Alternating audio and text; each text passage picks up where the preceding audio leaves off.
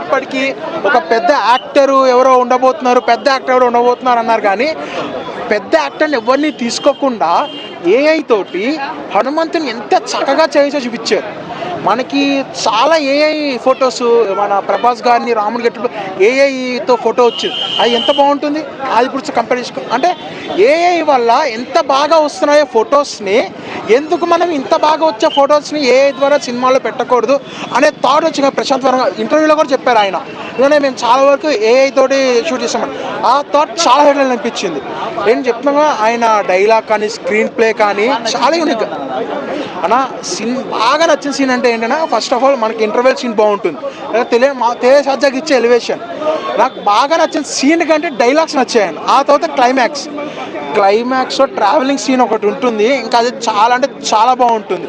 And twist ఏదైతే ఉంటుందో literally అరిచేస్తారు. ఇంకా సినిమా అంతా అయిపోయిన తర్వాత ఒక్కడే మాటనా, జై శ్రీరామ్ అండం అంతే. రేట్ 4 ఇస్తాను, 5కి 4.5. మూవీలో మనకు సముద్రకని గారు వచ్చేసి హనుమంతుడి గురించి ఎలివేషన్ ఇస్తారనమాట. ఆ సీన్కి అయితే నిజంగానే రోమాలు నిక్కపొడుచుకుంటాయి, గూస్ బంప్స్ అంటాం కదా, అలాంటి సీన్స్ 5 ఉన్నాయన్నమాట. మళ్ళీ ఇంటర్వెల్ ముందు ఈ ఫైట్ సీన్ కావచ్చు, లేకపోతే అండర్ వాటర్ సీక్వెన్స్ కావచ్చు, బ్రదర్ అండ్ సిస్టర్ సెంటిమెంట్ కావచ్చు, ఇలాంటి సీన్స్ వచ్చేసి నిజంగా చాలానే ఉన్నాయి.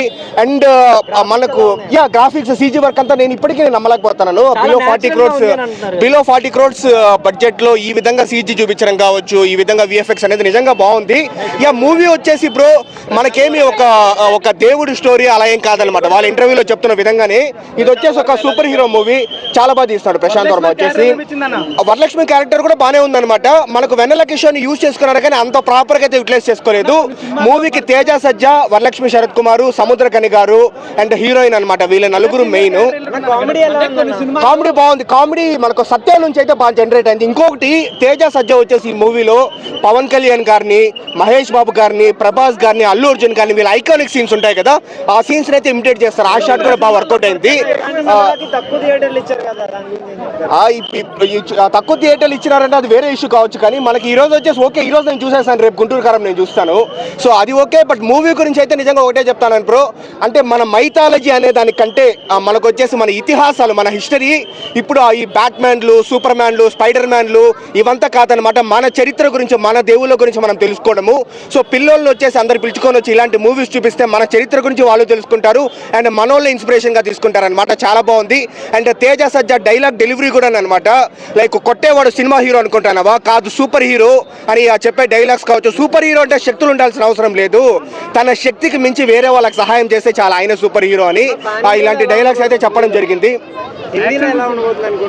హిందీలో ఇప్పుడు చూడండి, కార్తికేయ 2 కంటే బెటర్గా ఉందని నేను చెప్తాను అనమాట మూవీ వచ్చేసి. సో కాబట్టి కార్తికేయ 2కి అంత రిసెప్షన్ వచ్చింది అండ్ ఈ మూవీకి ఇంకా దానికంటే మంచి రిసెప్షన్ వచ్చింది. దానితో 22nd ఇవన్నీ ఉన్నాయి కదా, అయోధ్య రామ మందిరం కావచ్చు. సో డెఫినెట్లీ నార్త్లో అయితే చాలా అప్రిషియేట్ చేస్తారు. అండ్ ఒకటే బ్రో, గుంటూరు కారం మూవీకి అయితే నిజంగా గట్టి పోటీ ఇచ్చేలాగే ఉంది, ఎందుకంటే హనుమాన్లో కంటెంట్ ఉంది అండ్ గుంటూరు కారం కూడా ఇంకొక ఫ్యూ అవర్స్లో మనకు తెలిసిపోతుంది. ఓవరాల్ గా పెట్టిండే టికెట్ కి పైసా వసూలు మాత్రమే కాదనమాట, ఎక్స్ట్రా సాటిస్ఫాక్షన్, దేవుని చూస్తామనే ఫీల్ వస్తుంది. 2025లో జై హనుమాన్ కూడా వస్తా ఉందన్నమాట. అంత బాగా నచ్చింది. డైరెక్టర్ గారు ప్రశాంత్ వర్మ గారు, మీరు గ్రేట్ సార్, గ్రేట్ అంటే గ్రేట్. అంటే ప్రశాంత్ వర్మని మన ఇండస్ట్రీ, మన టాలీవుడ్కి దొరికిన మరో ప్రశాంత్ నీల్ అని చెప్పుకోవచ్చు.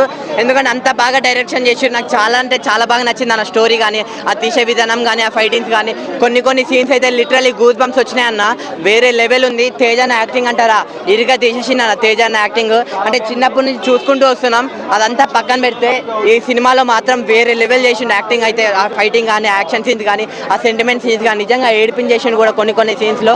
అంత బాగా ఉంది సినిమా. బ్యాక్గ్రౌండ్ మ్యూజిక్ కానీ, ఎలివేషన్స్ కానీ వేరే లెవెల్ ఉంది. అందరూ ఆదిపురుష్ అంటారు, ఏదిరా ఆదిపురుష్, నిజంగా చెప్తున్నా కదా, ఆదిపురుష్ అమ్మ మొగుడు సినిమా ఇది, వేరే లెవెల్ ఉంది హనుమాన్ సినిమా. జై హనుమాన్, జై శ్రీరామ్. ఇంకోటి, ఒక హీరో, జస్ట్ ఒకటే హీరో కాదు, ఇది ఒక మల్టీ సూపర్ హీరో అన్న సినిమా అయితే. మల్టీ హీరోస్ ఉన్నారు, లైక్ తేజ అన్న కానీ, రవితేజ కానీ, ఎన్టీఆర్ కానీ, బాలకృష్ణ కానీ, అల్లు అర్జున్ కానీ, మహేష్ బాబు కానీ, ప్రభాస్ కానీ, చిరంజీవి గారు కానీ, చాలా అంటే చాలా మంది హీరోలు ఉన్నారు. లాస్ట్కి ఒక సూపర్ హీరో వస్తాడు, దండం పెట్టాలనిపిస్తుంది. వేరే లెవెల్ ఉంది సినిమా, మీరు అందరు పక్కా వెళ్ళి చూడండి అన్న సినిమానైతే. Thank you. కాదన్న సత్య అన్న పర్ఫార్మెన్స్ యాక్టింగ్ చైల్డ్ ఆర్టిస్ట్గా వచ్చి ఒక పెద్ద హీరోలకి పోటీ ఇచ్చే లెవెల్కి రేపొద్దున గుంటూరు కారం అంటే ఈ రోజు సినిమా రిలీజ్ చేశారంటే సినిమా దమ్మేంది నాకు అర్థమైంది.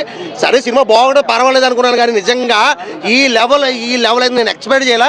రేపు ఒక్కరోజు అయినా గుంటూరు కారానికి అసలు వరలక్ష్మి గారి క్యారెక్టర్ ఉన్న కాసేపు అయినా కానీ అన్న అసలు వేరే లెవెల్ అంటే వేరే లెవెల్ ఫైట్ చేస్తారు. ఆవిడ కొబ్బరి బొండ గెల పట్టుకుని రౌడీని కొట్టే సీన్ ఉంటుంది అన్న. కేకలు థియేటర్లో మామూలుగా ఉండదు. అంటే సత్యాన్నకి ఒక మనీ లాంటివి దొరుకుతుంది అనమాట అన్న. అది ఓన్లీ డే టైంలో పనిచేస్తుంది. సో లైటింగ్ ఉన్నప్పుడే పనిచేస్తుంది. సో ఆ కాన్సెప్ట్ వచ్చింది అంటే డిఫరెంట్ కాన్సెప్ట్ అనేది నిజంగా అన్న. అసలు నిజంగా హనుమాన్ చూస్తాడు గూస్ బంప్స్ వచ్చిన అది ఒక మనిషిలాగా కాకుండా ఒక పెద్ద అవతారం ఒక లెవెల్. అయ్యో బాబు అన్న నిజంగా ఆ విజువల్స్ వస్తుంటే మత్తిపోయిందన్న. లాస్ట్ క్లైమాక్స్ లో హనుమాన్ వస్తారు విలేజ్ అనమాట. అది పార్ట్ 2 సెకండ్ హాఫ్ లో ఉంటుంది. అర్రే సినిమా అయిపోయిందా అని రవితేజ గారు ఒక కోతికి బ్యాక్గ్రౌండ్ వాయిస్ అనమాట. మనకి అందల రాముడిలో సునీల్ గారికి సైకిల్తో ఎలా మాట్లాడించారు సేమ్ ఈ కోతికి అట్లనే. సో లాస్ట్ క్లైమాక్స్ లో రవితేజ గారు కోతిలా అనమాట ఆయన ఆ క్యారెక్టర్. ఎవరన్నా చిరంజీవి గారు అదే హనుమాన్ దానికి పోస్టర్ లాగా ఉంటుంది కానీ చిరంజీవి గారు కదా గెటప్ సీన్ క్యారెక్టర్ అయితే బాగుంటుంది. ఇంకా వెనిల్ కిషోర్ క్యారెక్టర్ ఉంది కానీ ఇవి చిన్న అన్న మొత్తం సోలో పర్ఫార్మెన్స్ సత్య ఒక్కడే సినిమా సోలో పర్ఫార్మెన్స్ అన్న. అసలు నిజంగా వేరే లెవెల్ అంటే వేరే లెవెల్. మెయిన్ చెప్పుకోవాలంటే ఇక్కడ డిఓపి అన్న డిఓపి షార్ట్స్ కెమెరా షార్ట్స్ అయితే వేరే లెవెల్ అంటే వేరే లెవెల్. నిజంగా అసలు నాకైతే డైరెక్షన్ కానీ అసలు ఆ డిఓపి కానీ ఆ ఫైట్ మాస్టర్ కానీ ఆ విజువల్స్ కానీ విఎఫ్ఎక్స్ కానీ అబ్బాబ్బాబ్బా అసలు బాహుబలి లెవెల్కి వెళ్ళిపోయినా అంటే ఈ చిన్న సినిమాతో రగా తీసిందన్న. యాక్షన్ సీన్స్ లో కెమెరా డిఓపి యాంగిల్స్ అబ్బాబ్బా అసలు నిజంగా వేరే లెవెల్. ఒకటే మాట రేపు ఒక్కరోజే గుంటూరు కారం థియేటర్స్ నెక్స్ట్ డే 90% థియేటర్లు హనుమాన్కే. సంక్రాంతి పండక్కే హనుమాన్ మూవీ తప్ప ఇంకా వేరే మూవీ లేదు. థియేటర్స్ తక్కువ ఇచ్చారని అందుకే ఈ రోజు ప్రీమియర్ షో వేసుకున్నారు కదా 6 o'clock 6 థియేటర్లు ఐమాక్స్ 6 థియేటర్లో హౌస్ఫుల్ అంటే హౌస్ఫుల్ మామూలు కాదు అసలు నిజంగా. అయ్యో బాబోయ్ రేపు ఒక్కరోజేనా నెక్స్ట్ డే నుంచి 90% హనుమానే ఆడుతుంది డెఫినెట్ గా అన్న. ఆదిపురుషుకి ఈ సినిమాకి కంపారిజన్ చేయదు అసలు. అందులో విఎఫ్ఎక్స్ వస్తే చిన్నపిల్లల సినిమాలాగా ఉంటుంది. ఆ గ్రాఫిక్స్ ఏంది అసలు నిజంగా ఆడుకునే పిల్లల్లాగా ఉంటుంది. అసలు ఇందులో చూస్తే అసలు విఎఫ్ఎక్స్ వర్కే కాదు రియల్ లొకేషన్స్ మొత్తం రియల్ అసలు వేరే లెవెల్ అండి ఇది. ఆదిపురుషుతో కంపారిజన్ లేదు అన్న. రేపు ఒక్కరోజు అన్న next day Hanuman. Thank you.